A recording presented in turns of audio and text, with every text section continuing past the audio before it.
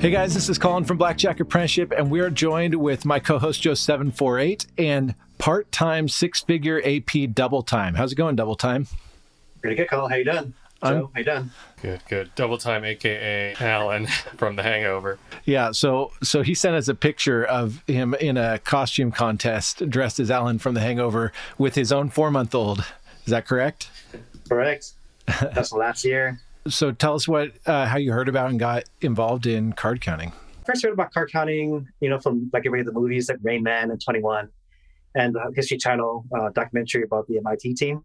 I thought it was cool. Something I want to do is, because I used to play Magic the Gathering and I was like, that's pretty cool. This is a way to make money outside of, this. But of course, I was in my late 20s. I recently got married and I had a baby. So I was like, I kind of focused on work and providing for the family. So it wasn't something I could do for fun. Family had to come first. Fast forward 8 years later, I was more financially secure. I had a side business where I dealt with a lot of vendors who love to gamble. So we're at the casino often. And I wanted to just I got to the point where I was tired of losing. And I wanted to just have like a how can I lose less situation. And when I did my research, I found BJA and decided, just give it a shot and start checking it out and trying, testing. When you went to these trips, how much were you gambling at the time? Like how much were you losing on some of these nights out? Maybe 1,000, 2,000 tops. But, or I'll break even or I'll be able to win 500. So it wasn't like it wasn't a crazy amount, but for me, it was kind of it was just a waste, losing that kind of money. So what was your training process like? Just basically the BJ training software and videos. I didn't do anything else. I had some cards I would just run physical drills with, but nothing else outside of that. I did the mistake of taking my training early to the casino before I was ready, like everybody does. I had about 120 of those casino training hours in 2020, but ended up losing, like $3,400. The COVID shutdown actually saved my bankroll and kind of forced me to perfect my game. So really in 2021, because I was working remotely, I was home all the time. So any spare time I had, I was continuing training with the software and just counting down decks and shoes. And it wasn't until really 2022 when I started traveling again. And that's when I started, playing and realized, what, I got some money saved from COVID and is ready to go out there and do a $10,000 potential bankroll and just try and see how it works. If I lose, I'm done, but if it works, continue on. What was your, if nothing else, emotional bankroll? How much of losing would you have handled before you would have given up? Maybe 20,000. I would have been what? Okay. Not for me. Even though I had the money to keep going, I would have been like, it's a bit much, you know? And that's not including the money I lost the previous year, the 3,000. So it was more of like, this is kind of my last try, like this is not gonna work out for me. That's how I looked at it as if this wasn't gonna work, then it wasn't gonna work. What was it like? Did you tell your family you were pursuing this, and did they know about kind of your gambling losses before? Like, how did that all develop? I tell my wife. She knew what I was trying to do. She knew I had a very entrepreneur kind of mindset, but I wasn't going to just randomly try something. And it was something to do because I was during my work trips. I could either sleep in the hotel and watch TV, hang out in the hotel and watch TV, or go do something. So I decided to go do something. Yeah. And that's kind of why I was like, well, I'm already out here. I can call my family, the kids. I can only talk to them so much, and then. Now I was like, let's make some more money while I'm out here. Yep. Do you know what size bankroll you were playing off of when you had the $10,000 replenishable? Because if you would have lost 20K, do you know, with 20K, was your risk like 10% or 1%? Yeah, it was probably about more of a 10, 15% probably. Okay. I was betting kind of high. So I was green chipping. In my area, you couldn't red chip. Yeah. So my bet started at $25 no matter what. Okay. So I had definitely some risk involved in the endeavor. But did you went back to training? Did you get to a point where you could pass test outs? Oh yeah. Okay. Yeah. So in 2021, I was passing test out. I was just basically, I'm done. I'm ready. It's just that I wasn't traveling yet, and I was kind of not like, well, I was doing stuff with work. I was kind of busy, remotely with the family. And when 2022 happened, I was traveling more. And then I was like, you know what? I'm already out here. I got the skill that I developed this for almost 2 years now. So I figured it was time to do something with it and just, and take a risk, take a calculated risk to see. Yeah. And how'd that go? Like what was very good. I mean, I know you lost the first $3,000 or whatever. And I, I've seen your graph, seen your posts on our forum. The first, 120 hours was like, break even or losing a bit. But then what was it like when you went back at it the first, 100, 200 hours? The first, it was actually I already had some negative variance already. I remember I lost almost 8,000 already before I started bucketing up. Okay. Because I was already like 8,000 down. Yeah. Maybe 50 hours in. Yeah. And somewhere close to 100-hour mark, they started just perpetually keep going up. And it was like a check mark almost. It was a hit, and then and I just continued on that. Because then at that point, when I kind of increased my bet a little, got more comfortable. But a lot of it also is, I'm in SoCal, so I have a lot of double bet games. And I had a player's card already. So a lot of these places were thinking, oh, here's this guy that's been playing the last couple of years, losing a lot of money. But in return, I came in and kind of smashed them really hard. Yeah. Not knowing, because I keep thinking, oh, this guy's got to lose. He's on a streak or something. And also the way I was betting, I kind of placed my bet almost like a gambler would, with pressing on certain steps. So it looks like I was pressing. And it wouldn't necessarily, even though the drop would count, like let's say the count would drop from 4 to 2, I wouldn't bring it down. I would still leave it where it's at because it was still a positive count, a true count. So and by doing that, I wasn't fluctuating my bet as much, but I just happened to win a lot.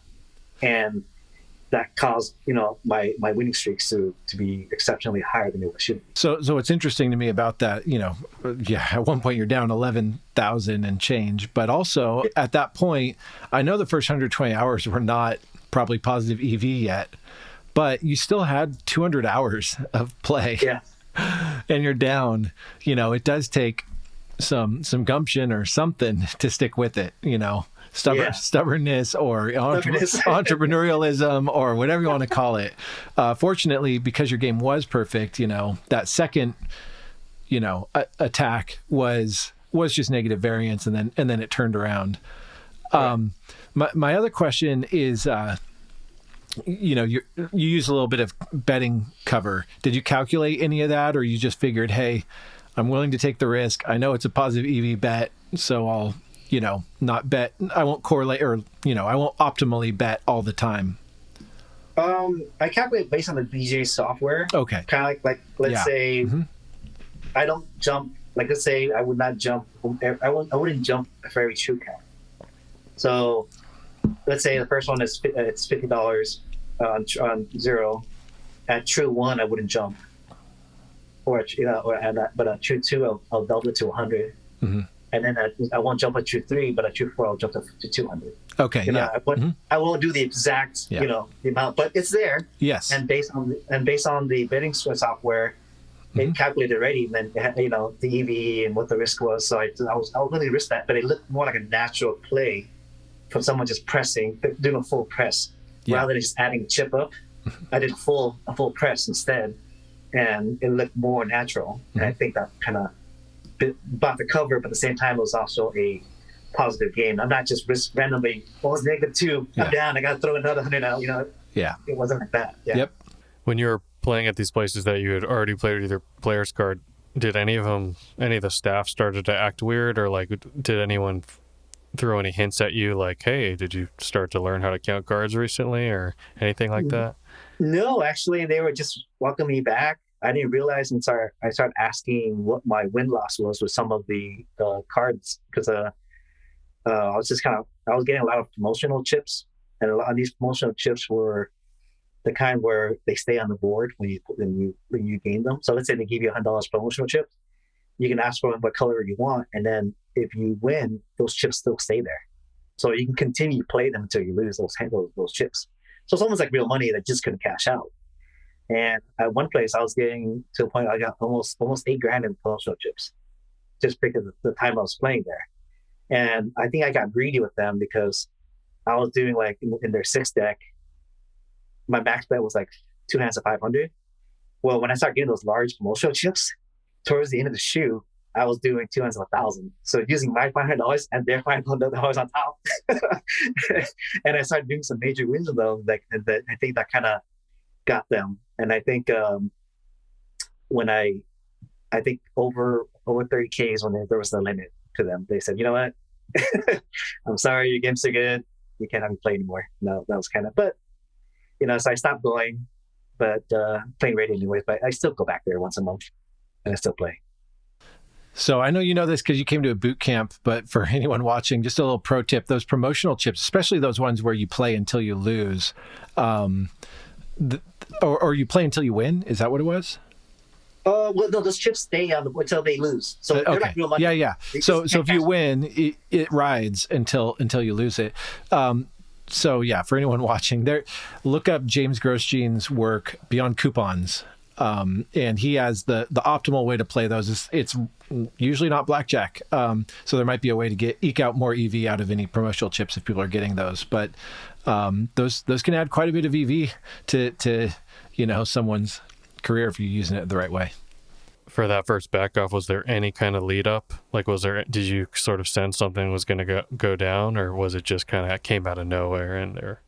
My actually backup was in the East Coast. It wasn't at that shop. The first backup was actually a place I was playing rated. I was getting like sick comps because the way I was betting there, the time I was playing. So it was at about 139 hours of professional career, not including that 120 of training. I don't count those. Yeah. But basically, I didn't realize the game there was just okay. I just, at the time I was just playing because it was a game that was nearby me. But I got some really great positive variance in 3 trips. I won about 35K on those 3 trips. And on the last trip, I had 3 sessions.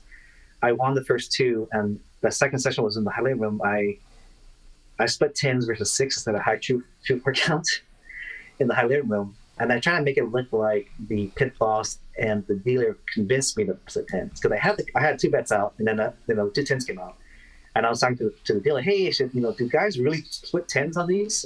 And they they sometimes do. Like, you're the only one here, you should do it. So I was trying to get that make me do it. And I did.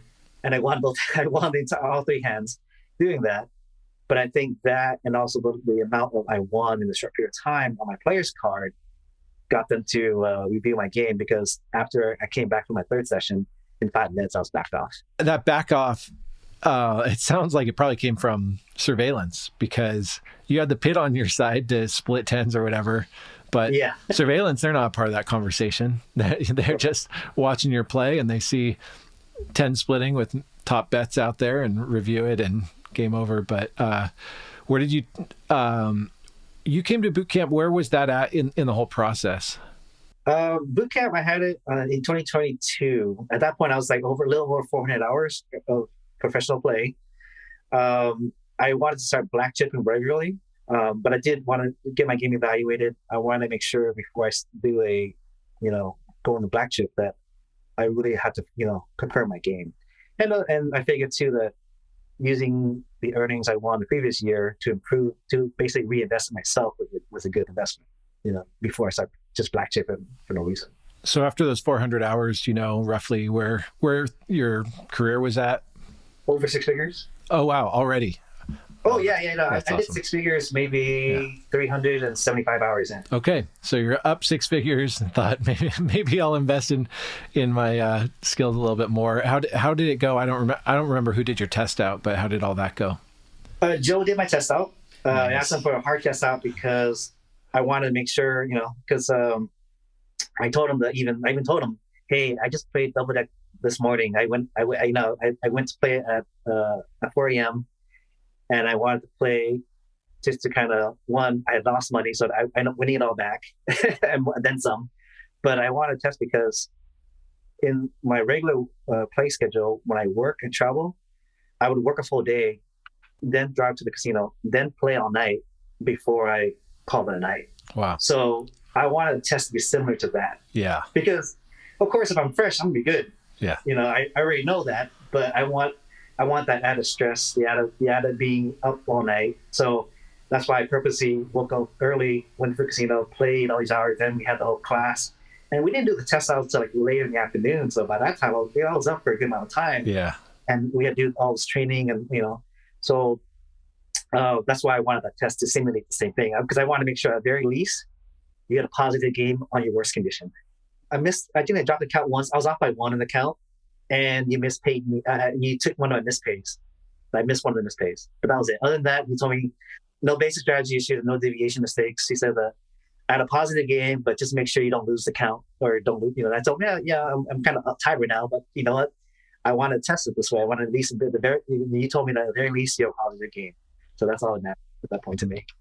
Yeah. So according to, the teams that I've run, the standard was you can get off by running once in a shoe. So it sounds like that was within our standard. And then the mispay, you don't want to miss those, but I know Joe can be pretty gracious with his. He did several on me. That's why I missed one. I mean, I did miss them all. I think he had several on me, so that's why I was like, I did tell him to give me a hard one. So I did tell him to make my test hard. Yeah, I remember when you had a pretty good test out anyway, and then you told me after that, I actually have been up all night, and then I was even more impressed that the test out went so well after you'd been up for a while. But going back to, you said you wanted to get tested out when you started like black chipping from green chipping. So how much were you betting max before, and then how much were you planning to bet max after? Before, my max was 200 to 500, and not the only time I did over 1,000 is because I had those promo chips, but really 200 to 500 was my max. After the test out, my max bet was 200 to 1,000. Okay, so when you were betting 2x500 for up until this point, you've already made over 100,000 betting 2x500.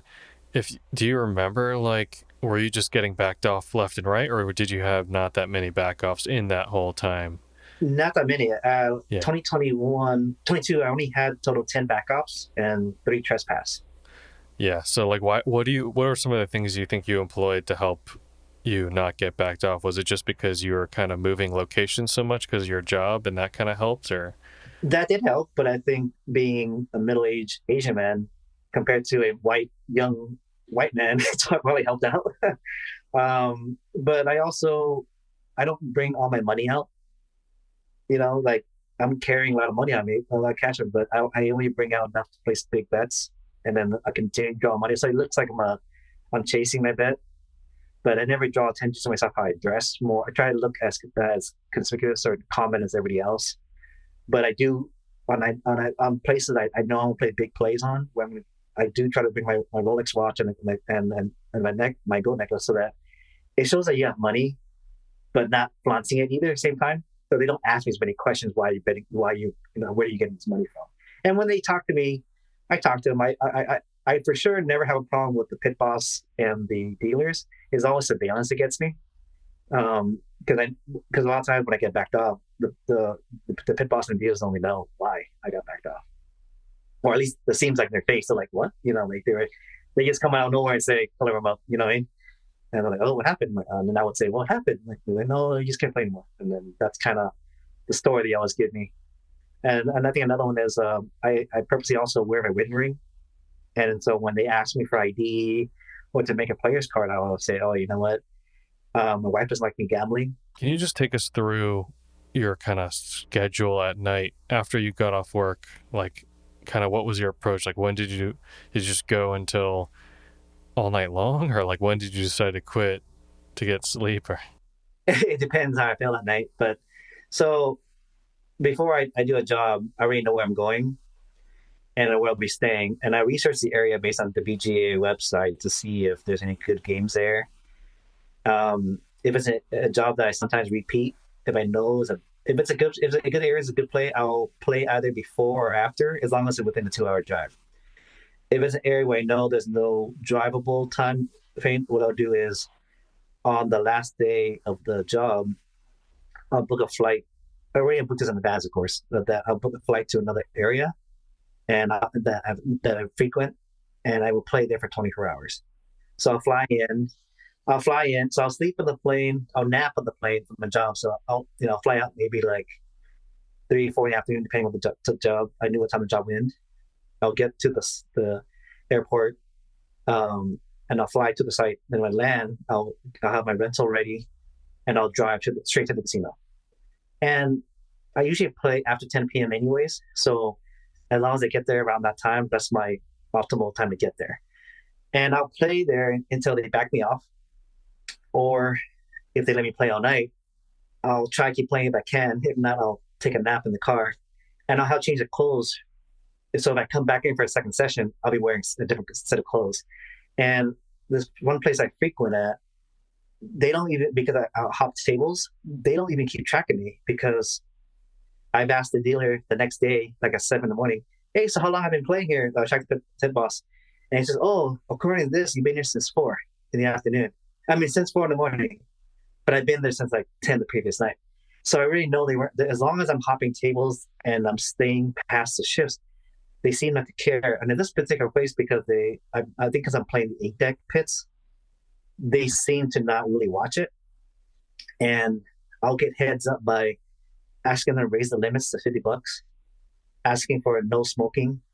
And then that kind of keeps people away. And if I can't ask for no mid-shoe because I don't have a player's card, but what I'll do is when someone does have a player's card, I'll tell them, hey, do you want to play no mid-shoe? Because that place, a lot of people tend to jump in and jump out, and they hate it too. So they'll say, yeah, let me give, they'll put the no mid-shoe request on that person that I asked for.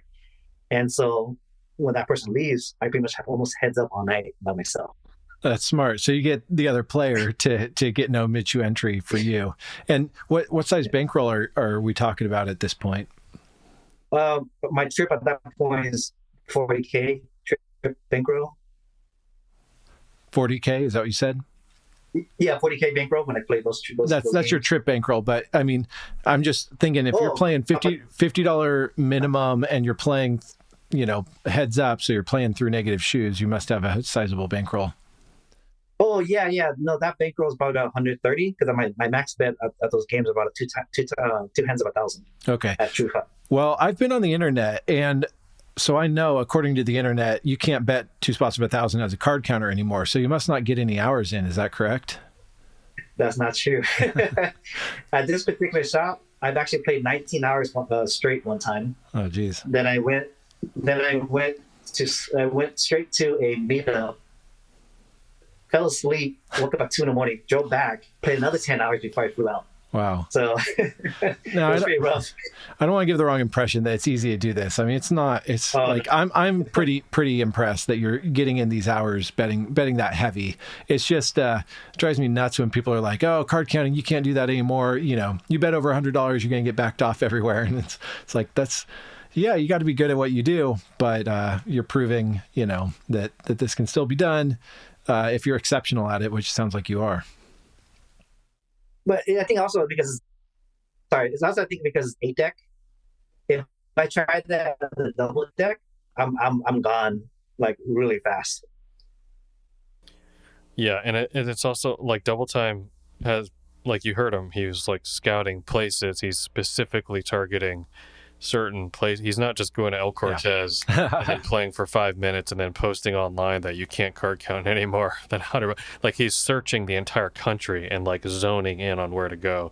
Like, yeah, I went to El Cortez, Treasure Island, and South Point, and all 3 of them backed me off right away from their double deck. Be like, yeah, of course they did. Those are the three sweatiest casinos in the country, probably.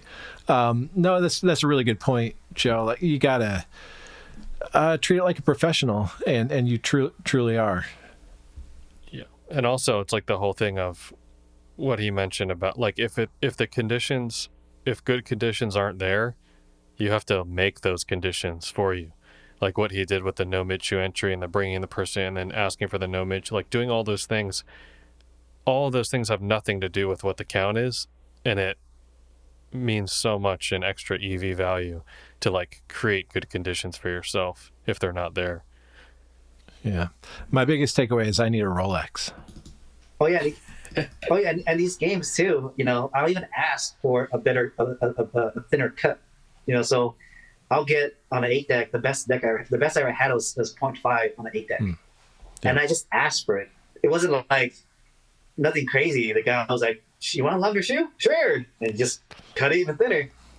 What's the highest count you've seen on an 8 deck? Running 30, 33. I got a running 50, like it was above 50. This is at Muckleshoot, and I got destroyed. those tens and aces were not coming out, but I remember it was the only time I saw a count that high.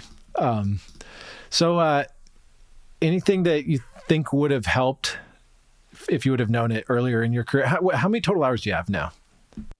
A little over 650. 650. And you made an awesome post on our forum. That's, I think, what spurred us to reach out to you. Where you're above six figures, right? Anything you can say? 172,000. That's going to be give or take 30,000, depending on the day, probably. Yeah, No, most of my wins or losses are within a $10,000, $15,000 swing. Yeah. You know, I'll go to the casino thinking, oh, this is gonna be a great night, and then get slaughtered. Get slaughtered 15K, and then have to come back and play again. But it does swing. I'm still on the upswing right now on it, but because this year, 220 hours for this year so far. My goal is to try to get 400 hours a year, and then if I can, 100K or higher on that, because try to get seven figures by the time I turn 50, kind of situation. Oh man, yeah, that's awesome. So that's the long goal on it, and if I do it sooner, do it sooner. But if I hit 70 before 50, then that'd be a good awesome goal. Anything that would have really helped you out if you would have known when you first started playing? Oh yeah, for sure. If I'd known like the importance of rounds per hour and deck penetration, and it's basically even though players on the table don't affect their game, they affect it as just how slow they can slow the game down, or how so a lot of things that I didn't know at the beginning, and I just got all right. I'm at this casino. I'm gonna play some blackjack, without really looking at the games and kind of evaluating what was worth playing or not. And I didn't really get that until a little over 100 hours that I really focused on that. But if I had really known that early on, those first 120 hours of training hours would probably been a lot better, because I would have known not to play certain casinos or known not to play certain games. Because in places like Vegas, you're kind of forced to play these larger bankrolls than you can really bring with you. Because you're just like, I'm gonna bet $50 a hand, you only brought 1,000, 2,000 with you. Within a couple of max bets, you're gone. Or slowly just being dripped to death. With these games. So I sent an email to Nichols and asked if he had any questions for you, and he had a couple of really good ones. One of them is, how has card counting affected the way you view the world? Oh man, it showed me the true colors of casinos. They put this image of how come here and win. You can win too, but then you realize, if you're a winning player, they actually leave and they bar you. Mm-hmm. So it's like, and I understand it's a business, but at the same time, you see how they just take the money from unexpected people and just leasing them, and then the degenerates see, well, they're playing these tables, they just don't know that they're being just put to the ringer. Yeah, it's kind of sad, but that's what it is. And another one he had is, how has card counting affected your relationships with family and friends? I do notice a lot of gamblers, so they kind of get a kick that I'm actually beating the casinos consistently. They know I have losses too, but they see the chart that consistently I'm doing, so it kind of excites them. Like, oh, hey, it can be done, because they see it on TV, on the movies, and like, it can be done, I guess. But I know my mom, my wife, we're kind of worried a little bit, thinking, because in my family there's some degenerate gamblers, so she was afraid of falling into the bad habits, and so they're kind of scared of that. And kind of just show them the charts, kind of show them like, look, it's really, it's kind of investing. I'm placing a bet, but I'm doing it in a way where it has good odds of winning and the returns are there. So they kind of got it based on, I think when I first broke that $100,000 mark, they kind of, okay. They kind of got a little more comfortable because like, oh, at the very worst, you can only lose what you won now, because you won enough where it's like, it wasn't that bad. Hey, by the way, I can't see it in this angle, but before I saw the picture you had in the background is from. Oh, is it? Oh, yeah, it's right behind you from Tales from the Felt. Right on the art. The art print. Sweet. The art print. Yep. Well, thanks for taking the time to share your story. I'm excited to hear how it continues, and would be incredible to have you on if you hit 7 figures before 50. Yeah, that'd be awesome. Yeah. I think you'll reach it sooner than you think. Oh, that'd be awesome. Oh, really? Yeah, keep up the good work. And if you guys are watching and you want to learn more about beating blackjack with card counting and joining a AP community, check out blackjackapprenticeship.com. Until next time, see you later.